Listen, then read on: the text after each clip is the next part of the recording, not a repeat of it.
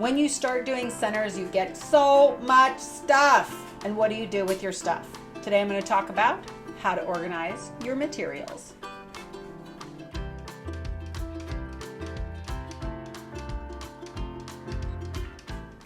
Getting organized in your music classroom is one of the biggest things that give new teachers especially a really hard time. We are very creative people, so being organized is not necessarily our strong point. I wrote a blog post about this a couple of weeks ago, and I put the link down in the description so you know where it is. But today I want to go over some of the highlights of that article so that you know what to do to get yourself organized and stay organized so that when you're ready to do center activities, you can just get started.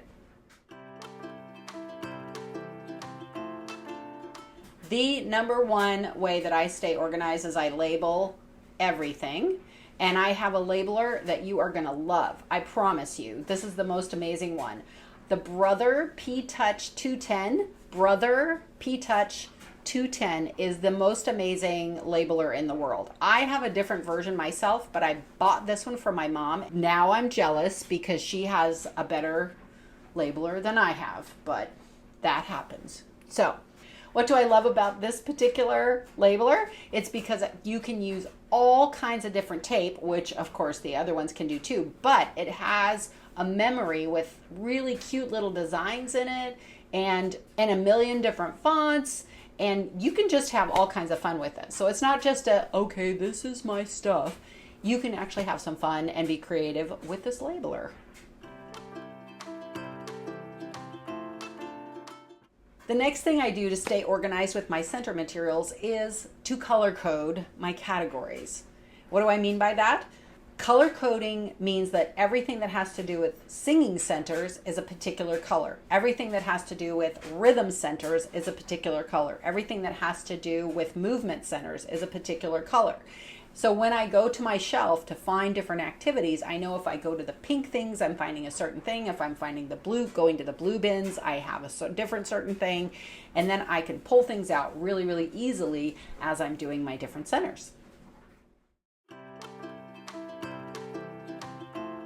My next suggestion is to use clear stackable bins. So when it's clear, you can see what's in it. Out of sight, out of mind, you forget you have the stuff. But if you're looking through on a shelf and trying to see, oh, where's that stuff? Oh, here it is. You can see right into the bin. Now, remember what I just said about colors?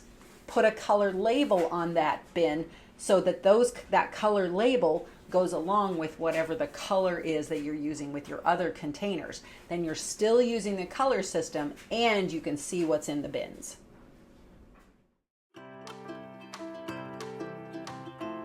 The next suggestion has to do with things like office supply sorts of things. Of course, with our students, we don't call them office supplies, but pencils, pens, highlighters, colors, crayons, markers, anything that you would use to create a thing.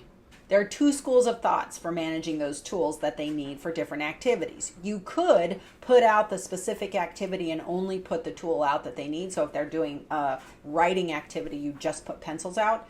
But a lot of people find that if you have a specific bin, then you just grab the bin and put it with that particular center, and whatever they need, they have right there. I have a friend who puts all of her materials like that in a crate for each of her rows. And so there's a person who's managing that for the rows. And then when she gets ready to do centers, she just takes that crate with the clipboards or the whiteboards and all of the writing materials and coloring materials, and she just puts that right at the center and she's all ready to go. She doesn't have to think about it, it's just ready. Whenever I go to a thrift store or a discount store of any kind, I'm always looking for containers that I can put center materials in to set them out. We have a store here called Ollie's that I found these amazing basket weavy looking sort of plastic containers, and they're exactly the right size for papers and all of the materials to do a paper kind of a center. Some of them are too small, but this one's just big enough that the kids can actually reach in and get the stuff and not get their finger stuck or have to dump it out. So keep an eye out for things like that. When you find them, buy them, bring them into your room, and you will use them over and over and over again.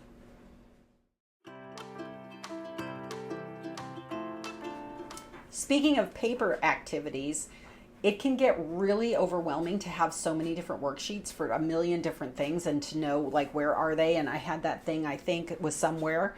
Getting organized with that, you might find a crate with hanging folders or any kind of an organizing cart with hanging folders could really be a benefit to you. Again, use that color coding system so that you know that this worksheet is rhythms, and these kinds of worksheets are voice, and these kinds of worksheets are melody, and these kinds of worksheets are whatever else you do.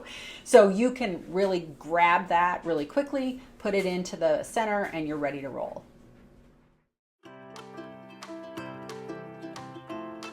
Once you've been doing centers for a while, you start accumulating a lot of stuff and you may not have enough room in your classroom to keep that stuff in your classroom. So you might want to rotate out certain materials. Either the kids have gotten bored with it or you're just not going to use it for a while, and put those materials in a larger tote. Maybe you have a bigger tote for quarter 1, quarter 2, quarter 3, and you just bring that tote in for the quarter. You unpack it onto shelves so that it's easy to use, and then put that tote away until you're ready to pack it back out.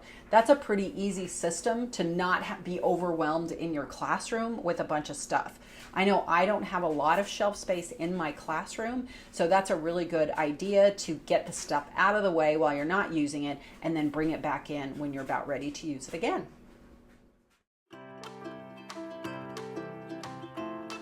Now, the final tip that I have for you is to teach your students to use your system. Yes, the students are really, really good at cleaning up and keeping organized if you teach them the system.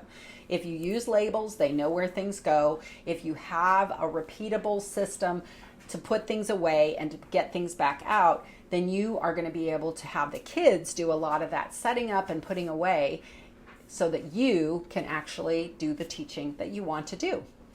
If you've gotten this far in the video, you are a center aficionado. You are ready to go with your centers. Try these different ways of staying organized and keeping organized so that you can really focus on the teaching that you want to do and not on where is my stuff. That is the most annoying thing. Where is my stuff? Don't forget to hit like and subscribe so that you can get the new videos as soon as they come out. Thanks for watching. Go and have an awesome week.